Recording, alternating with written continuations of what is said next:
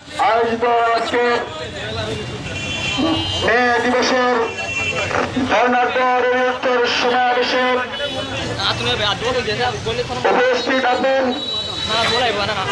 বাংলাদেশ শ্রমিক কল্যাণ ফেডারেশন কক্সবাজার পুরস্কার সম্মানিত উপদেষ্টা জনমন্ত্রী জনতা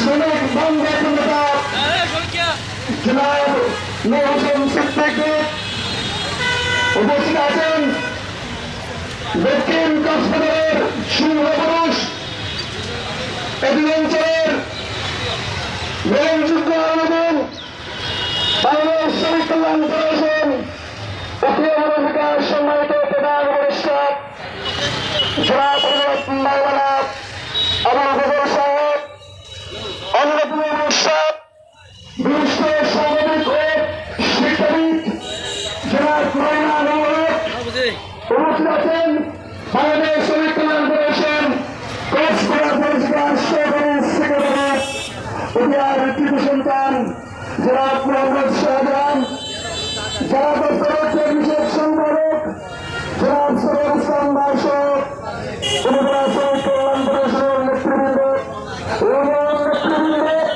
উপজেলার বিভিন্ন প্রান্ত থেকে আগত মেহদি শ্রমিকেরা আসসালামু আলাইকুম ওয়া রাহমাতুল্লাহি ওয়া বারাকাতুহু। শুরুতে মহান আল্লাহ তাআলার শুকরিয়া আদায় করছি যে মহান আল্লাহ তাআলা আজকে শ্রমিক মানুষের পক্ষে ব্যক্তিগতার জন্য আমাদের সুযোগ প্রদান করেছেন। প্রিয় উপস্থিত, আমার বক্তব্যের শুরুতে বাংলাদেশ শ্রমিক কল্যাণ ফেডারেশন উখিয়া উপজেলা সভার পক্ষ থেকে উখিয়ার সর্বস্তরের শ্রমজীবী মানুষের প্রতি আন্তরিক শুভেচ্ছা ও অভিনন্দন জানাচ্ছি।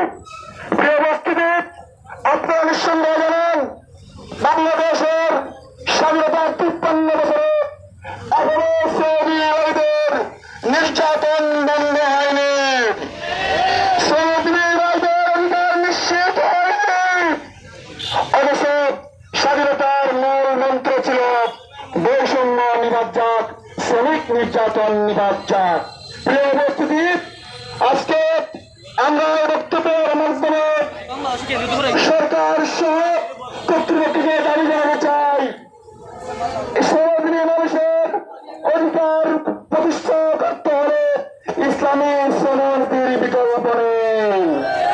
আজকে প্রত্যেকটি উন্নয়নের পেছনে, প্রত্যেকটি কল কারখানার পেছনে শ্রমিকের অবদান রয়েছে। শ্রমিকের গানের ফুটাই এদেশের অর্থনৈতিক সভা সচ্ছল হয়।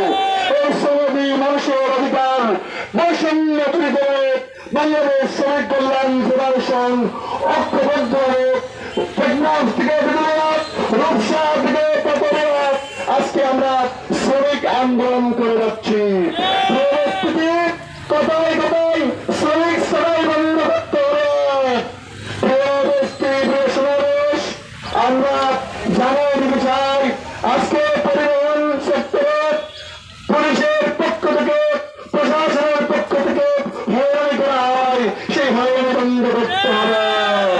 আমরা বর্তমান রায় বলতে চাই, যদি ওই হয়রানি বন্ধ না হয় শ্রমিক জনতাকে সকলের প্রতিরোধ গড়ে তোলা হবে। সকলকে ধন্যবাদ এবং বারবার জানাব আজকে কোনো বক্তব্য শেষ করছি। আসসালামু আলাইকুম ওয়া রাহমাতুল্লাহ।